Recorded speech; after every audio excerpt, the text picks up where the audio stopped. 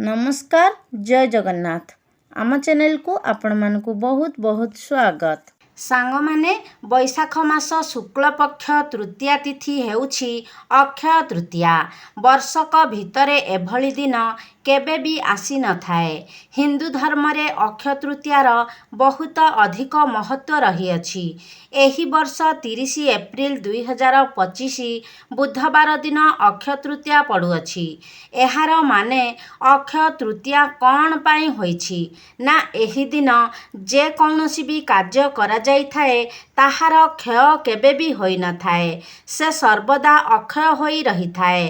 अक्षय तृतीया दिन दान धर्म करिबाकू बहुत श्रेष्ठ माना जाई थाए एवं एही अक्षय तृतीया दिन लोक माने निजर घर को किछि ना किछि जिनिस अवश्य किणिकी आनी थांती।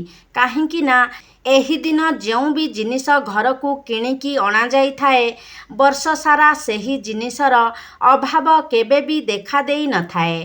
ताहा सर्वदा अक्षय होइकी रही जाई थाए, केबे भी क्षय होई न थाए। सेथिपाई आजि मु आपण मानंकु एमिति किछि सस्ता जिनिस विषय कहिबी जाहाकू जदि आपण अक्षय तृतीया दिन घर को आणंती तो विश्वास करंतु आपणकर भाग्य चमकी उठिब। आपणकू धनवान बनिबारे केही भी रोकी पारिबे नाही। एहा शास्त्र रे वर्णित अछि। एही संसार कर्मभूमि अटे। कर्म करिबा सहित जदि आपण किछि तांत्रिक वस्तु को रखिबे ताहा पुणी कौनसी शुभ दिन मानंकरे एहा माँ लक्ष्मी को आकर्षित करिबार काम करिथाए। जेउ प्रकार चुंबक लुहा को निज आड़ को आकर्षित करिथाए सेही प्रकार एही तांत्रिक वस्तु धन अर्थात माँ लक्ष्मी को आकर्षित करिथाए। सांग माने धनवान बनिबा समस्तंकर स्वप्न रही थाए एवं एथिपाई लोक माने बहुत परिश्रम करिथांती।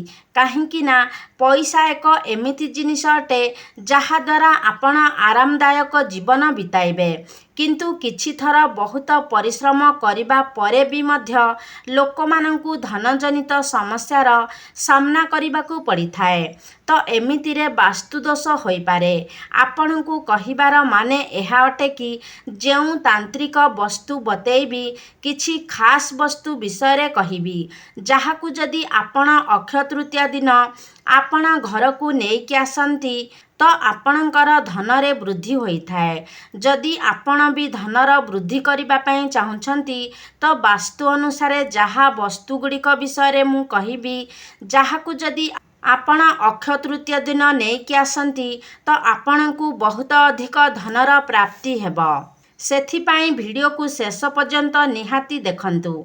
एहा पूर्वरु वीडियो को गोटे लाइक करी चैनल टी को सब्सक्राइब करि दियंतु एवं कमेंट बॉक्स रे श्रद्धा और भक्तिर सहित जय माँ लक्ष्मी निश्चय लेखंतु। सांग माने अक्षय तृतीया दिन आपण माने धर्म अर्थ काम मोक्ष एही चारोटी जिनिस गोटिए दिन रे प्राप्त करि पारिबे। एही दिनर एक विशेष महत्व रहिछि। एही दिन जदि गोटिए ग्लास जल आपण काहारी को भी दान करूछंती तेबे भगवान आपणकर अनेक पाप को क्षय करिदेबे। सांग माने आपण सर्वदा धर्म पथरे चालिबाकू चेष्टा करंतु।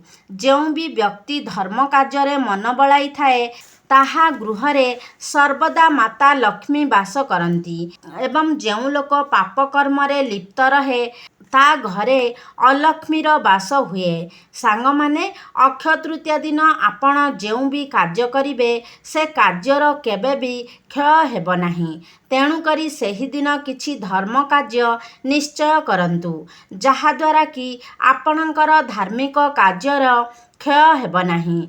आपण दिनकू दिन उन्नति करिबे। आपणक आर्थिक स्थिति मध्य मजबूत हेब। जेउ भी व्यक्ति धर्म कार्य करे ता उपरे सर्वदा माता लक्ष्मींकर आशीर्वाद रहे।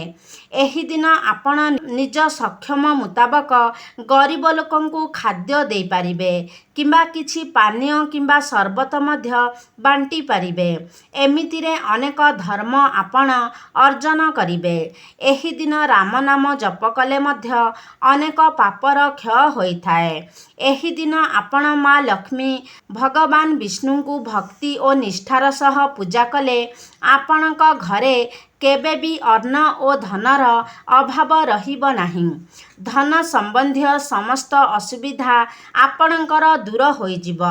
ଯଦି ଆପଣଙ୍କ ଘରେ ଶାଳଗ୍ରାମ ଠାକୁର ଅଛନ୍ତି ତେବେ ଏହି ଦିନ ଶାଳଗ୍ରାମ ଠାକୁରଙ୍କୁ ବି ବିଶେଷ ଭାବରେ ପୂଜାର୍ଚ୍ଚନା କରନ୍ତୁ। ସାଙ୍ଗମାନେ ନିଜ ଶକ୍ତି ଅନୁସାରେ ଚାଉଳ, ପରିବା ଏବଂ କିଛି ଦକ୍ଷିଣା ନେଇ ଏହି ଦିନ ଦାନ କଲେ ପାପ କ୍ଷୟ ହୁଏ ବୋଲି ମାନ୍ୟତା ରହିଛି। ଆପଣ ଅକ୍ଷୟ ତୃତୀୟା ଦିନ ନିଜ ସକ୍ଷମ ଅନୁସାରେ ଅନ୍ନ, ଜଳ ଦାନ କରନ୍ତୁ। ଏହି ଦିନ ସକାଳୁ ଗାଧୋଇ ସାରି ଗୋମାତାଙ୍କୁ ରୁଟି ଓ ଗୁଡ଼ ଖୁଆଇବେ। ଅତ୍ୟନ୍ତ ଶୁଭ ହୋଇଥାଏ। ଆପଣ ଚାହିଁଲେ ବାଟୋଇମାନଙ୍କ ପାଇଁ ସେଦିନ ଜଳ ଏବଂ ଥଣ୍ଡା ସର୍ବତର ବ୍ୟବସ୍ଥା ମଧ୍ୟ କରିପାରିବେ। ଭୋକିଲା ଓ ଦୁଃଖୀ ଲୋକଙ୍କୁ ନିଜର ସକ୍ଷମ ମୁତାବକ ଖାଦ୍ୟ ଦିଅନ୍ତୁ। ଏହି ଦିନର ପୁଣ୍ୟ କେବେ କ୍ଷୟ ହୁଏ ନାହିଁ। ଏହି ଦିନ ଆପଣ ଧରିତ୍ରୀ ମାତାକୁ ଗୋଟେ ଗଛ ଦାନ କରନ୍ତୁ। ସାଙ୍ଗମାନେ, ଅକ୍ଷୟ ତୃତୀୟାର ମହତ୍ତ୍ୱ ଜାଣିବା ପାଇଁ ଚାଲନ୍ତୁ ଏକ ପୌରାଣିକ କଥା ଶୁଣିବା। ପୂର୍ବ କାଳରେ ଜଣେ ଗରିବ ଲୋକ ଥିଲା। ସେ ଭଗବାନଙ୍କୁ ବହୁତ ମାନୁଥିଲା ଓ ଭକ୍ତି ଓ ନିଷ୍ଠାର ସହ ପୂଜା କରୁଥିଲା। କିନ୍ତୁ ତା ଗରିବତା ପାଇଁ ସେ ଅନେକ କଷ୍ଟ ଭୋଗୁଥିଲା। ଦିନେ ନାରାୟଣ ସାଧୁ ରୂପରେ ଆସି ତାକୁ ଅକ୍ଷୟ ତୃତୀୟା ବ୍ରତ ରଖିବା ପାଇଁ କହିଲେ। ସେ ଗରିବ ବ୍ୟକ୍ତି ଜଣକ ସାଧୁଙ୍କ ଦ୍ୱାରା କୁହାଯାଇଥିବା ବିଧିବିଧାନ ଅନୁସାରେ ଗଙ୍ଗାରେ ଗାଧୋଇ ସମସ୍ତ ଦେବାଦେବୀଙ୍କର ପୂଜା କଲା, ଦାନ ଧର୍ମ କଲା ଏବଂ ସେ ବ୍ରତ ପାଇଁ ସେ ବ୍ୟକ୍ତି ତା ପରଜନ୍ମରେ କୁଣାବତୀ ନାମକ ନଗରୀର ରାଜା ହୋଇଥିଲା ଏବଂ ପୂଜାର ପ୍ରଭାବରେ ତାର ଧନସମ୍ପତ୍ତି, ଯଶ, ବୈଭବ ବଢ଼ିବାକୁ ଲାଗିଲା। ସାଙ୍ଗମାନେ, ଅକ୍ଷୟ ତୃତୀୟା ଦିନ ସୁନା କିଣିବା ଅତ୍ୟନ୍ତ ଶୁଭ ହୋଇଥାଏ। କିନ୍ତୁ ଏ ବର୍ଷ ସୁନା ଦର ଆକାଶ ଛୁଆଁ ହୋଇଯାଇଛି, ଯେଉଁଥିପାଇଁ କି ସମସ୍ତେ ସୁନା କିଣିବା ସମ୍ଭବ ନୁହେଁ। ତେଣୁ ଚାଲନ୍ତୁ ଏମିତି କିଛି ଶସ୍ତା ଜିନିଷ ବିଷୟରେ କହିବି ଯାହାକୁ କି ସମସ୍ତେ ଆରାମରେ କିଣିପାରିବେ। ସାଙ୍ଗମାନେ, ପ୍ରଥମ ଜିନିଷଟି ହେଉଛି କଉଡ଼ି। ଆପଣ ଅକ୍ଷୟ ତୃତୀୟା ଦିନ 11ଟି କଉଡ଼ି କିଣି ଆଣନ୍ତୁ। କଉଡ଼ି ମାତା ଲକ୍ଷ୍ମୀଙ୍କୁ ଅତ୍ୟନ୍ତ ପ୍ରିୟ ହୋଇଥାଏ। ମାତା ଲକ୍ଷ୍ମୀଙ୍କ ପୂଜାରେ ଯେବେ ବି କଉଡ଼ିର ବ୍ୟବହାର କରାଯାଏ ତ ସେ ପୂଜା ତୁରନ୍ତ ସିଦ୍ଧିପ୍ରାପ୍ତ କରିନିଏ। ତେଣୁକରି ଆପଣ ଯଦି ଏହି ଅକ୍ଷୟ ତୃତୀୟା ଦିନ ସୁନା କିଣିବା ପାଇଁ ସକ୍ଷମ ନୁହନ୍ତି ତେବେ କଉଡ଼ିକୁ ନିଶ୍ଚୟ କିଣି ଆଣନ୍ତୁ। ଏହି କଉଡ଼ିକୁ ମାତା ଲକ୍ଷ୍ମୀଙ୍କ ପାଖରେ ରଖି ପୂଜା କରି ଏକ ଲାଲ କପଡ଼ାରେ ବାନ୍ଧି ନିଜ ଆଲମିରାରେ ରଖି ଦିଅନ୍ତୁ। ଏମିତି କଲେ ଆପଣଙ୍କ ଘରେ କେବେ ବି ଟଙ୍କା ପଇସାର ଅଭାବ ରହିବ ନାହିଁ। ଦ୍ୱିତୀୟ ଜିନିଷଟି ହେଉଛି ଶଙ୍ଖ। ମା ଲକ୍ଷ୍ମୀଙ୍କୁ ଶଙ୍ଖ ଅତ୍ୟନ୍ତ ପସନ୍ଦ ହୋଇଥାଏ। ଶଙ୍ଖ ମା ଲକ୍ଷ୍ମୀଙ୍କ ସହ ସମୁଦ୍ର ମନ୍ଥନ ସମୟରେ ପ୍ରକଟ ହୋଇଥିଲା। ସେଥିପାଇଁ ଏହାକୁ ମା ଲକ୍ଷ୍ମୀଙ୍କ ପ୍ରତୀକ ବୋଲି ମାନାଯାଏ। ଯଦି ଆପଣ ପୂଜା ଘରେ ଶଙ୍ଖ ରଖୁଛନ୍ତି ତେବେ ସର୍ବଦା ଆପଣଙ୍କ ଗୃହରେ ମା ଲକ୍ଷ୍ମୀ ସ୍ଥାୟୀ ରୂପରେ ନିବାସ କରିବେ। ତୃତୀୟ ଜିନିଷଟି ହେଉଛି ସୁନା। ଅକ୍ଷୟ ତୃତୀୟା ଦିନ ସୁନା କିଣିବା ଅତ୍ୟନ୍ତ ଶୁଭ ହୋଇଥାଏ। ଆପଣ ଯଦି ସୁନା କିଣିବା ପାଇଁ ସକ୍ଷମ ଅଛନ୍ତି ତେବେ ଏହି ଦିନ ସୁନା ନିଶ୍ଚିତ କିଣନ୍ତୁ। ଛୋଟ ହେଉ ପଛେ କିଛି ଗୋଟିଏ ସୁନାର ଜିନିଷ ନିଶ୍ଚିତ କିଣିକି ଆଣନ୍ତୁ। ଏମିତି କଲେ ଆପଣଙ୍କ ଗୃହରେ ସୁଖ ସମୃଦ୍ଧି ବଢ଼ିବାକୁ ଲାଗିବ। ଚତୁର୍ଥ ଜିନିଷଟି ହେଉଛି ମାଟିର କଳସ। ମାଟିର କଳସ ଅକ୍ଷୟ ତୃତୀୟା ଦିନ କିଣିବା ଅତ୍ୟନ୍ତ ଶୁଭ ହୋଇଥାଏ। ଏହି ଦିନ ଆପଣ ମାଟିର କଳସ ଦାନ ମଧ୍ୟ କରିପାରିବେ। ଏହା ଛଡ଼ା ଯଦି କଳସରେ ଆପଣ କିଛି ଫଳ ଭର୍ତ୍ତି କରି ଦାନ କରିବେ ତେବେ ଆପଣଙ୍କ ଉପରେ ମା ଲକ୍ଷ୍ମୀଙ୍କ କୃପା ବର୍ଷା ହେବ। ଏହା ଛଡ଼ା ଯଦି ରୂପାର ଗଣେଶ ମୂର୍ତ୍ତି ଅକ୍ଷୟ ତୃତୀୟା ଦିନ ଆଣି ଆପଣ ନିଜ ପୂଜା ଘରେ ସ୍ଥାପନ କରିବେ, ତେବେ ଆପଣଙ୍କ ଘରେ ସୁଖ ସମୃଦ୍ଧି କେବେ ବି କ୍ଷୟ ହେବ ନାହିଁ। ପଞ୍ଚମ ଜିନିଷଟି ହେଉଛି ଶ୍ରୀଯନ୍ତ୍ର। ଯଦି ଆପଣ ଏହି ଦିନ ଶ୍ରୀଯନ୍ତ୍ର ଆଣି ଘରେ ରଖି ପୂଜା କରିବେ, ତେବେ ମାତା ଲକ୍ଷ୍ମୀ ଆକର୍ଷିତ ହୋଇ ଆସି ଆପଣଙ୍କ ଗୃହରେ ସ୍ଥାୟୀ ରୂପରେ ନିବାସ କରିବେ। ଷଷ୍ଠ ଜିନିଷଟି ହେଉଛି ନଡ଼ିଆ। ଏହି ଦିନ ଯଦି ଆପଣ ନଡ଼ିଆ ଆଣି ପୂଜା କରିବେ, ତେବେ ମଧ୍ୟ ଏହା ଅତ୍ୟନ୍ତ ଶୁଭ ହୋଇଥାଏ, କାରଣ ନଡ଼ିଆକୁ ଶ୍ରୀଫଳ ମଧ୍ୟ କୁହାଯାଏ। ଶ୍ରୀ ଅର୍ଥ ଲକ୍ଷ୍ମୀ। ସପ୍ତମ ଜିନିଷ ହେଉଛି ପଦ୍ମମଞ୍ଜି। ଯଦି ଅକ୍ଷୟ ତୃତୀୟା ଦିନ ଆପଣ ପଦ୍ମମଞ୍ଜିର ତିଆରି ମାଳଟିଏ ଲକ୍ଷ୍ମୀଙ୍କୁ ଅର୍ପଣ କରିବେ, ତେବେ ଆପଣଙ୍କ ଘରୁ ଦରିଦ୍ରତା ଦୂରେଇ ଯିବ ଏବଂ ଆପଣଙ୍କ ଗୃହରେ ମା ଲକ୍ଷ୍ମୀଙ୍କର ବାସ ହେବ। ଅଷ୍ଟମ ଜିନିଷଟି ହେଉଛି ମା ଲକ୍ଷ୍ମୀଙ୍କ ଚରଣ ପାଦୁକା। ଅକ୍ଷୟ ତୃତୀୟା ଦିନ ମା ଲକ୍ଷ୍ମୀଙ୍କ ଚରଣ ପାଦୁକା ଆଣି ଆପଣ ନିଜ ପୂଜା ଘରେ ରଖି ପୂଜା କରନ୍ତୁ।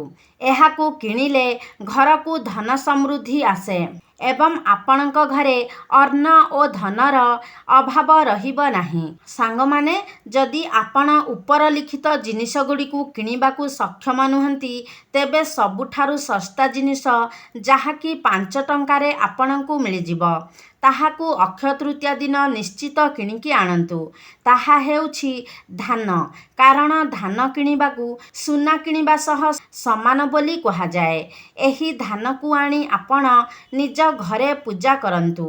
ଏହି ଧାନକୁ ପୂଜା କରିସାରି ଏହାକୁ ଏକ ଲାଲ କପଡ଼ାରେ ବାନ୍ଧି ନିଜ ଘରର ଆଲମିରାରେ ରଖି ଦିଅନ୍ତୁ।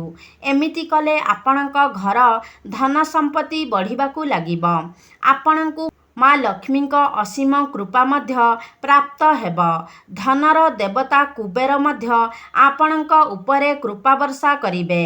ତ ସାଙ୍ଗମାନେ, ଏହି ଉପାୟକୁ କଲେ ଆପଣ କୌଣସି ବି କ୍ଷେତ୍ରରେ ଅସଫଳ ହେବେ ନାହିଁ। ଦିନରାତି ଆପଣ ଉନ୍ନତି କରିବେ। ତେବେ ସାଙ୍ଗମାନେ, ଆଶା କରୁଛି ଆଜିର ଭିଡ଼ିଓଟି ଆପଣମାନଙ୍କୁ ନିଶ୍ଚିତ ଭାବରେ ଭଲ ଲାଗିଥିବ।